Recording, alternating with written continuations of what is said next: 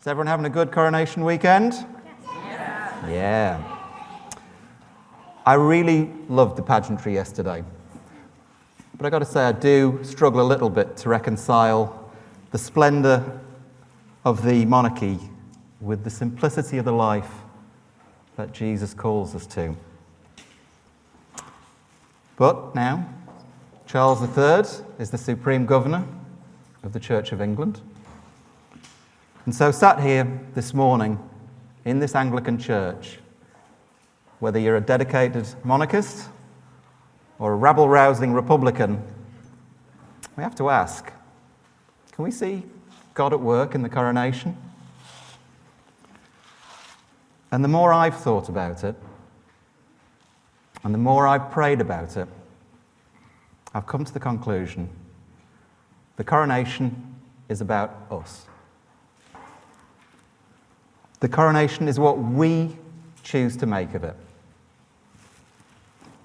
The coronation is how we relate to each other. A varied people, a diverse nation, different political views, different faith convictions, some of no faith at all. The coronation is about us.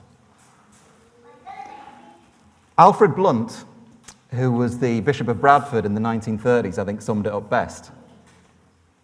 Now, Alfred Blunt is actually one of the bishops who's named on that board up there. He would have appointed the 45th Vicar of Calverley, one of Rob's predecessors. And he was speaking at a time of great constitutional crisis for the country. He was speaking when King Edward VIII was about to give up the crown because he wants to marry the woman he loved. And Blunt's comments were recorded in no less a publication than the Telegraph and Argus on the 1st of December, 1936. And this is what he had to say. What is more important than the King's personal feelings about his coronation are what we, the people of England, view it with. Our part of the ceremony is to fill it with reality. By the sincerity of our belief in the power of God to rule for the good of our nation's history. Are we going to be mere spectators with a sort of passive curiosity? Or are we, in some sense, going to consecrate ourselves to the service of God and the welfare of mankind? The coronation is about us. We're not spectators. We are called to fill it with meaning. I was struck during our first reading today, which is from the first letter of St. Peter. Now, some of you will remember Peter from the Easter stories as the disciple who denies Jesus 3 times before the cock crows. And the letter we heard today was written many, many years later. And Peter's writing to a community of Christians who were possibly driven out of Rome through persecution, and they're now living in what's modern-day Turkey. And Peter refers to his audience as a royal priesthood, a holy nation, God's own people, a royal priesthood, a holy nation. It is about us. Peter's encouraging every Christian to be a light to others, to reflect God's holiness in the world. And for Peter, it's the task of all Christians to do this. And Peter's audience are having to survive in probably what's quite a hostile and very diverse environment. But later in his letter, he tells them, when talking to others about their faith, they are to do it with gentleness and reverence. Now, Queen Elizabeth II saw the role of the Church of England as very important in helping dialogues between the faiths. In 2012, she said that the role of the Church of England is not to defend Anglicanism to the exclusion of other religions. Instead, the Church has a duty to protect the free practices of all faiths in this country. And Charles's own spiritual interests are diverse. He has a deep love for the Greek Orthodox tradition, which his father was born into, not to mention Catholicism, Islam, many other faiths. In 2017, Charles said at the Centre of Islamic Studies, "We need to discover and explore what unites rather than what divides us. And that involves a recognition that we have all learned from each other and should continue to do so." This is where I've seen the gospel at work in the coronation.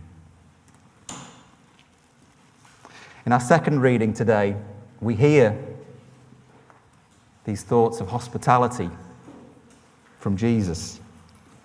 He talks about God's house having many rooms. It's that sense of abundance in John's gospel. And for me, that idea of many rooms is about diversity. Each room can provide a different perspective on God. Even those who are most at home in God's house, as they wander from room to room, will be surprised and challenged. They will be forced to question themselves and grow in their understanding of God.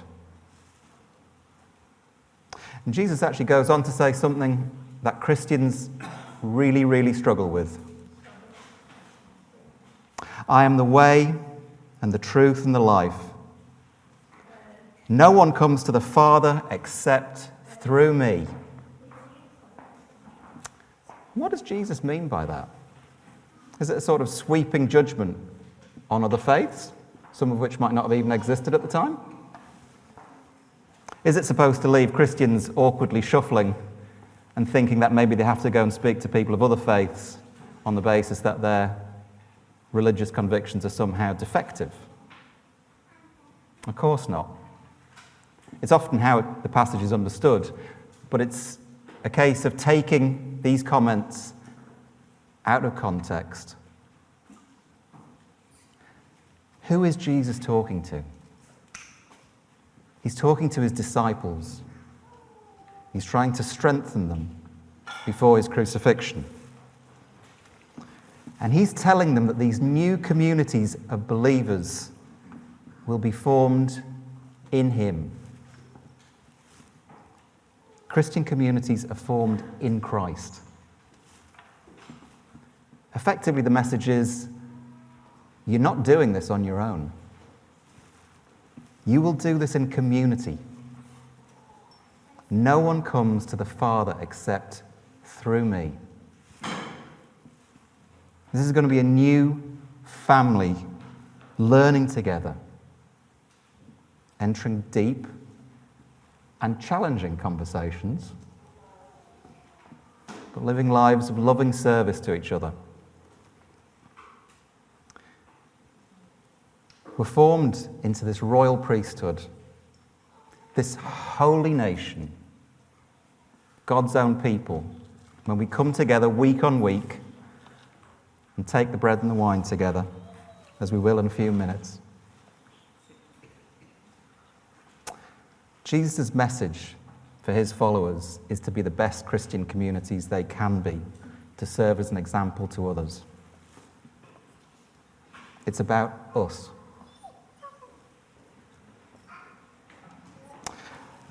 So, what does genuine interfaith dialogue look like? Is it a kind of bland relativism? All religions much the same? A kind of logic which says, any road will get you there? I don't think it is. I don't think that really honours anyone's tradition or background. Genuine dialogue between the faiths involves listening for authenticity, a respect for difference, an openness to learn from others, the ability to reflect, some healthy self-criticism, and the ability to distinguish between true and false religious teachings and beliefs.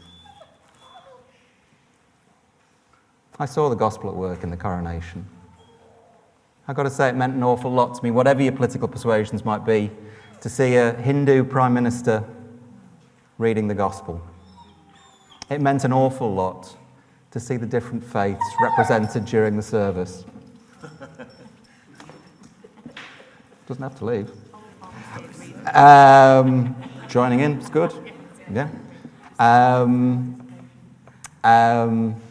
And I think it meant an awful lot to hear that King Charles himself had organised for the chief rabbi to stay at St. James's Palace the day before the coronation so he could walk to the Abbey and honour the Sabbath. It's a marked contrast to the coronation of James I, when Jews who tried to present gifts to the newly anointed king were beaten, whipped, and cast out. There's a lot to learn. There's a lot to do. But I do feel that I saw God at work in the coronation. We're a nation of different faiths, where faiths have to be in conversation, not necessarily in competition with each other. So how are those crowns coming on? It's all looking good. Can we have some children over here wearing their crowns?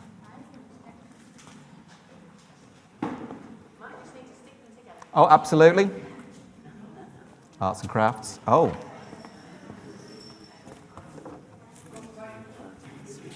Do you want to have a go in this? There we go. Right then, come on, let's get in the middle. Come on, you stand here and others will gather around you.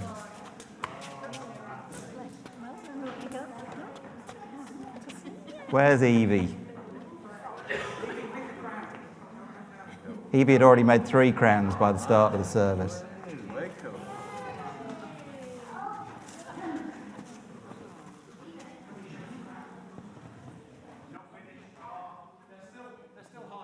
They're still hard at work. I think we have enough.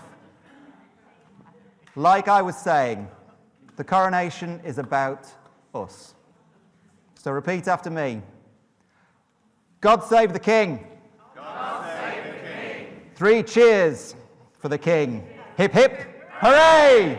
Hip hip, Hooray! hip hip. Hooray!